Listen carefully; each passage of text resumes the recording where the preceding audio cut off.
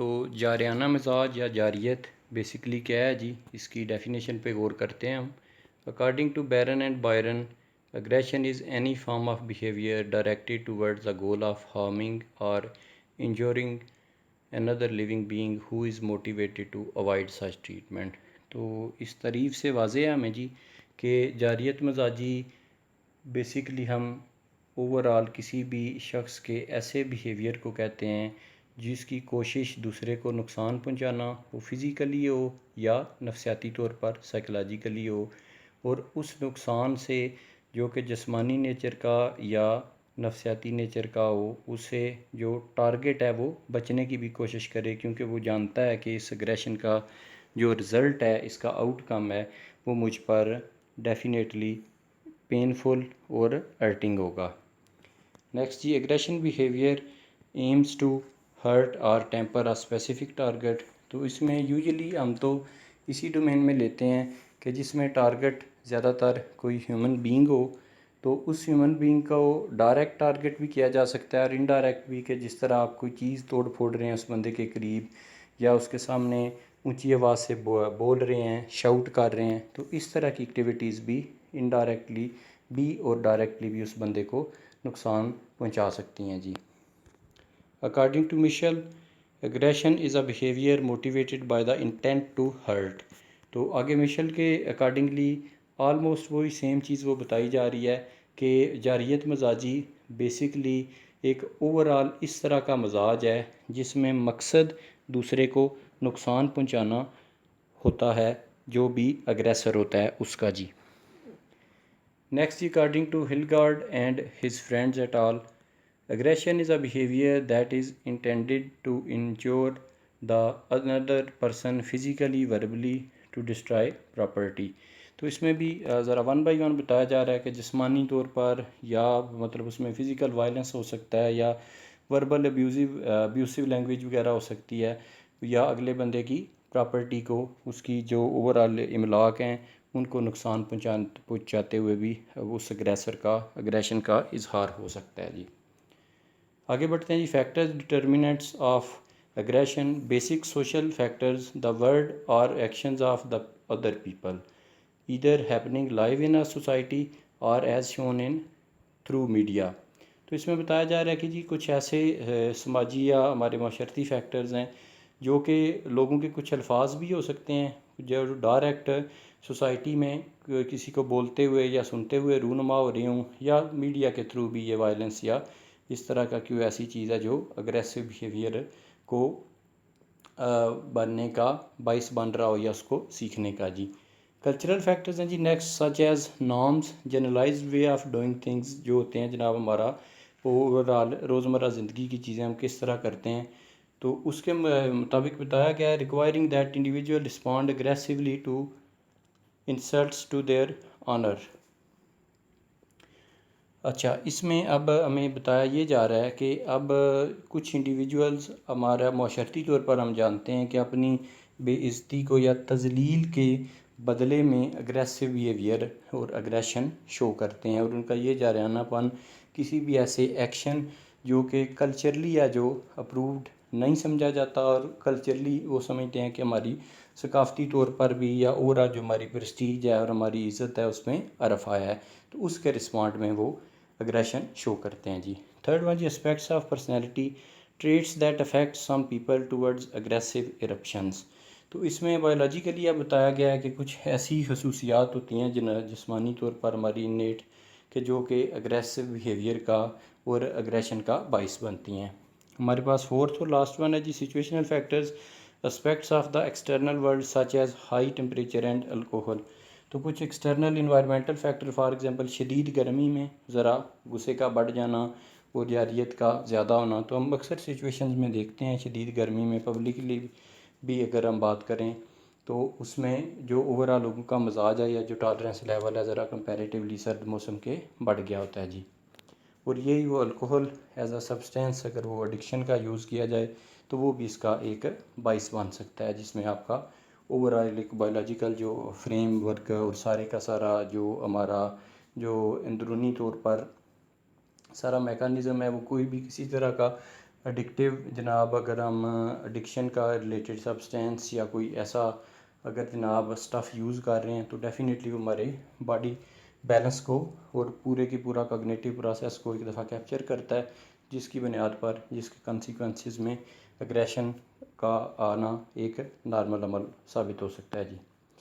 The role of biological factors जी, ये देखते हैं। The oldest and the most famous explanation of human aggression has been attributed to biological factors,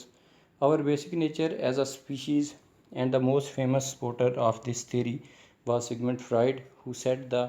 that aggression stems mainly from the powerful death wish we all possess। तो इसमें बताया जा रहा है कि जी ये बड़े मतलब एक क्लासिकल टाइम से ये आ रहा है, और जो पायनियर ऑफ साइकोलॉजी हैं सिगमंड फ्राइड, उनकी भी थ्योरी के अकॉर्डिंगली ये है कि ये ह्यूमन की ओवरऑल ड्राइव्स का एक ख़ास हिस्सा है जो कि एग्रेसिव बिहेवियर है और जारियानापन है जी। नेक्स्ट मज़ीद इसको आगे बढ़ाते हैं जी। According to Freud, this instinct is initially aimed at self destruction but is soon redirected outward towards others. तो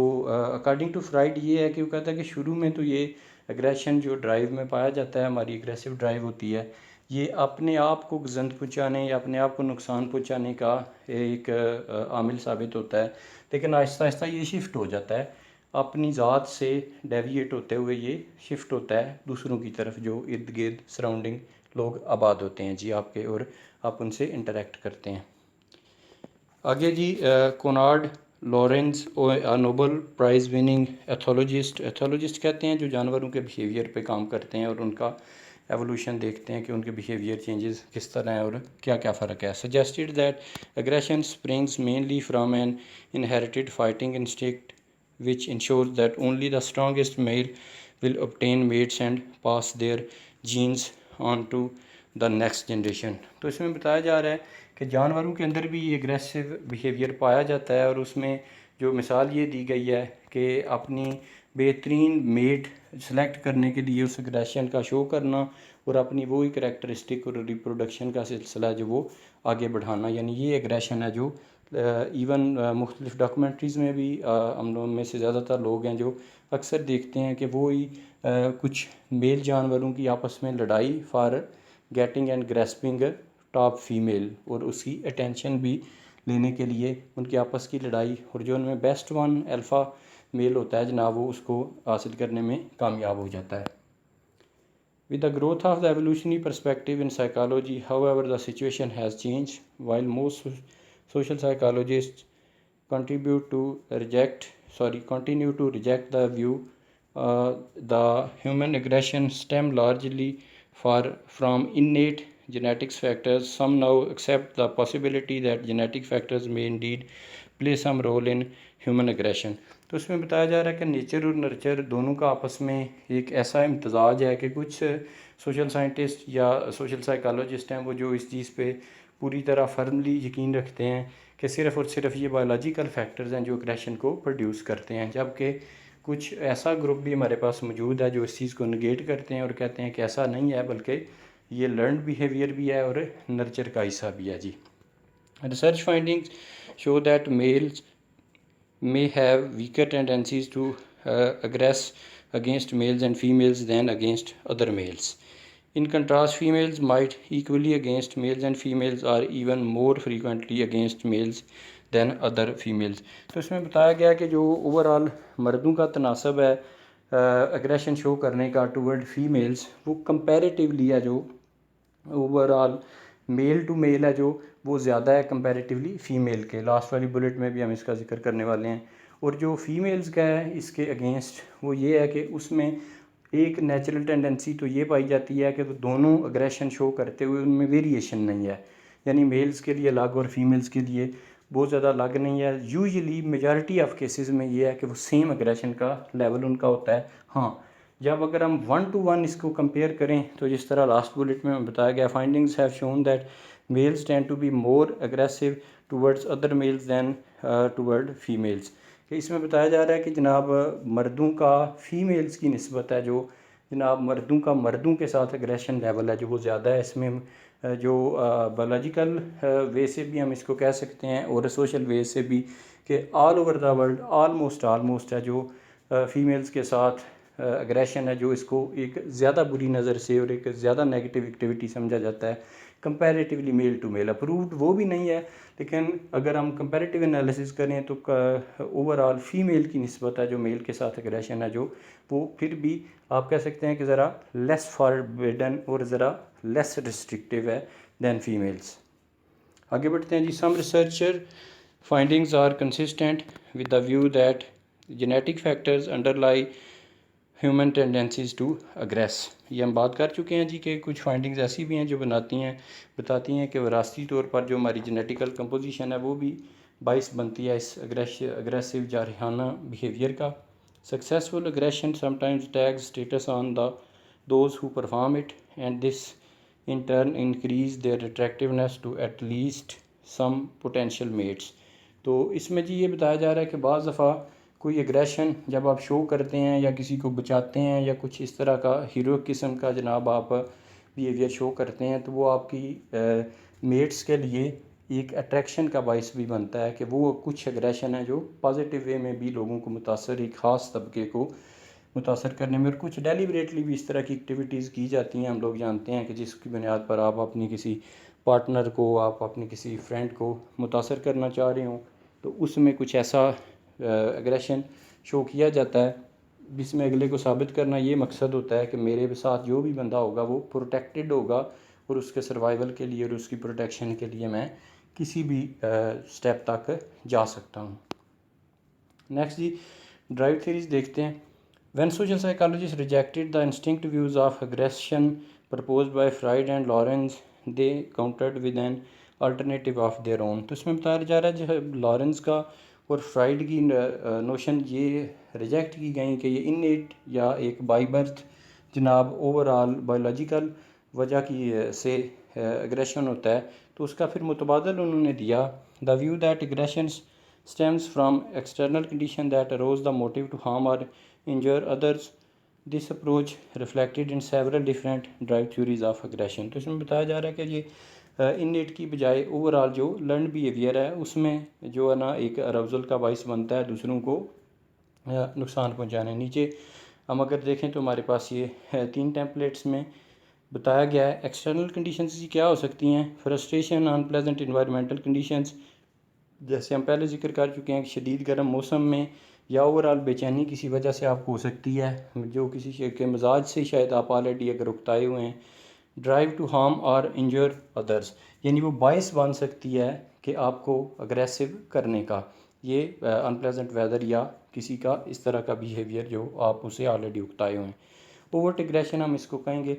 यानी कि ये बैरूनी तौर पर जो फैक्टर हैं इन कंट्रास्ट टू कोवर्ट जनाब aggression. Next, by far most famous of these theories is the well known frustration aggression hypothesis. आगे ये बताए गए हैं सारे नाम, डॉलॉर्ड, डो, मिलर, मॉवरर और seers, which suggest that frustration, anything that prevents us from reaching goals we are seeking, leads to the arousal of drive whose primary goal is that of harming some person or object, primarily the perceived cause of frustration। तो इसमें ये बताया जा रहा है कि frustration की एक काज है जो ओवरऑल किसी जो गोल से पहुंचने तक बंदे को नाकाम कर रही हो, तो वो एक काज बन सकती है एक ऐसी अराउजल का जो कि इंसान को फ्रस्ट्रेटेड बना दे और उस फ्रस्ट्रेशन की बुनियाद पर अग्रेसिव हो जाए और इंसान जारहानापन में जारियत दिखाना स्टार्ट कर दे। Further the theory suggest that frustration is the strongest और perhaps the only cause of aggression. इनके अकॉर्डिंगली जो हमने मुख्तलिफ सोशल साइकोलॉजिस्ट की बात की है, तो वो उनके अकॉर्डिंगली ये है कि वो कहते हैं कि frustration is one of the biggest reason behind aggression. और उनके अकॉर्डिंगली वो तो इस हद तक कैटेगोरिकल होते हैं, वो कहते हैं कि शायद एक वन एंड ओनली है, लेकिन ये ज़ाहिर है इसमें हमारी क्रिटिक आएगी, तो ऐसा तो नहीं हो सकता जस्ट सिंगल फैक्टर हो एक कितने बड़े बिहेवियर के लिए। आगे बढ़ते हैं जी। Modern theories of aggression don't focus on a single factor such as instincts, drives, frustration as the primary cause of aggression. Rather, they draw on advanced advances in many areas of psychology in order to gain added insight into the factors that play a role in the occurrence of such behavior has explained two types of perspective model social learning perspective है जी और general aggression model है। देखते हैं जी कि overall ये किस तरह मॉडर्न थेरीज़ हैं जो ये दो पर्सपेक्टिव अपना एक व्यू पॉइंट एग्रेशन के लिए पेश करते हैं जी। First of all social learning perspective begins with a reasonable idea that human being acquire other complex forms of social behavior through direct experience or by observing the behavior of others। इसमें बताया जा रहा है कि यानी ये aggression भी है जो एक लर्निंग प्रोसेस है जो कि आप ज़्यादातर काम है जो हम अपनी लर्निंग प्रोसेस के दौरान अपने इंटरेक्शन के दौरान लोगों के साथ कम्युनिकेशन के दौरान सोसाइटी में सर्वाइवल के दौरान और आपस में जो हमारी एक इंटरकनेक्टेडनेस है उनकी बुनियाद पर हम ग्रुप्स में ये चीज़ सीखते हैं जी। आगे जी the social learning perspective suggest that whether a specific person will aggress in a given situation depends on many factors. कौन कौन से जी मैनी फैक्टर हो सकते हैं जिसमें वो अग्रेसिव हो सकता है या अग्रेशन शो कर सकता है, including the persons past experience, the current award associated with the past और प्रेजेंट अग्रेशन। बताया जा रहा है जी कि माजी में उसको कोई ऐसा फ़ायदा जो गुस्से होने की बुनियाद पर या जारियानापन दिखाने की वजह से मिला हो और वो उसको फिट इन करना चाह रहा हो अपनी करंट सिचुएशन पे कि अगर ऐसा मैं करूँगा तो मेरे लिए दोबारा से फ्रूटफुल हो सकता है जी। और attitude and values that shape person's thought concerning the appropriateness and potential effects of that behaviour. या फिर उसी चीज़ के साथ कंसर्न जो फ़ायदे और मुख्तलिफ बेनिफिट्स जुड़े हुए हैं तो वो समझता है कि अगर मैं ये चीज़ यहाँ पे शो करूँगा तो मेरे लिए ये बेहतरीन अंदाज से इस सोशल सेटिंग के अंदर मुझे फ्रूटफुल साबित होगा मेरे लिए। General aggression model Anderson and bushman 2002 जी बता रहे हैं suggest that aggression is triggered by a wide range of input variable that influence arousal, affective stages and cognition. तो इनमें बताया जा रहा है जी कुछ ऐसी इनपुट हैं जिनकी बुनियाद पर ये एग्रेशन है जो वो जन्म लेता है। फॉर एग्जांपल डिफरेंट फैक्टर्स, दूसरे जी input variable relating to the situational factor and personal factor lead to overt aggression through their impact on three basic process arousal, affective states and cognition. तो इसमें आगे हमें वो डायग्राम में भी पूरा समझाया गया कि किस तरह मुख्तलिफ फैक्टर्स हैं जो वो अपना किरदार अदा करते होते हैं इधर एग्रेशन के बिहेवियर में या उसको कंट्रोल करने में। And then depending on appraisal and decision processes of current situation and preventive factors they engage either in thoughtful action or impulsive। तो फिर बताया जा रहा है कि जब वो इवैल्यूएशन और एक फ़ैसला साजी का जो एक अमल है उससे गुजरते हुए उस करंट सिचुएशन के अंदर से होते हुए कौन से फैक्टर को फिर वो डोमिनेट करता है अपने अंदर इंसान और कौन को सबॉर्डिनेट कर देता है जनाब ना, और उसकी बुनियाद पर उसका वो ही एक्शन थाटफुल होता है या फिर इम्पल्सिव जो कि उसके पूरी तरह कंट्रोल में नहीं होता और उसी एग्रेशन को वो इतना हावी कर देता है कि कुछ ऐसा कर गुजरता है जिस पर बाद में उसे पेशेमानी भी होती है और कहता है जी मेरी इंटेंशंस ये नहीं थी फ़लाँ काम करने को या फ़लाँ डिस्ट्रक्टिव एक्टिविटी पर। लास्ट जी देखते हैं इसको समझ के फिर हमारा पार्ट ए कंप्लीट हो जाएगा। नेक्स्ट में हम पार्ट 20 को कर लेंगे जी जिसमें हम काजेज़ का, उसके कॉन्सिक्वेंसेस का और फिर उसकी क्योर किस तरह पॉसिबल हो सकती है, प्रिवेंटिव मेजर्स उसके क्या हो सकते हैं। तो modern theory of human aggression क्या है जी। फर्स्ट ऑफ ऑल वो इनपुट वेरिएबल जैसे हमने पहले जिक्र किया कि वो इनपुट वेरिएबल कौन से हो सकते हैं। किसी शख्स का बदतमीज़ी हो सकती है, किसी बंदे का ओवरऑल एक्सप्लॉइटेशन इस्तेसाल हो सकता है, हक मारना। नेक्स्ट आगे दो पॉसिबिलिटी हैं जी वो इनपुट वेरिएबल की बुनियाद पर यानी वो अगर आपके एक्सटर्नल इंटरनल जिस तरह भी हैं उस तरह इन्फ्लुएंस करेंगे। नेक्स्ट वो जनरेट करेंगे सिचुएशनल फैक्टर के साथ रिलेट करते हुए, यानी सिचुएशन ये है कि फॉर एग्जांपल आप जाते हैं आपकी भाई की लड़ाई हो रही है तो आप वहाँ रिएक्शन देखना कि एग्रेशन आपने शो करना है, एग्रेसिव होकर जनाब उस भाई के साथ मिलते हुए जनाब उसकी मदद करनी है। इधर मतलब वो किसी को ऑलरेडी मार रहा है या किसी से मार खा रहा है जनाब। तो ये सारी चीज़ें और फिर पर्सन फैक्टर्स ये है कि पर्सनली आप इस चीज़ को मार कुटाई को या हमला करने को या बच बचाव को किस चीज़ को ज़्यादा प्रेफर करते हैं। नेक्स्ट ये है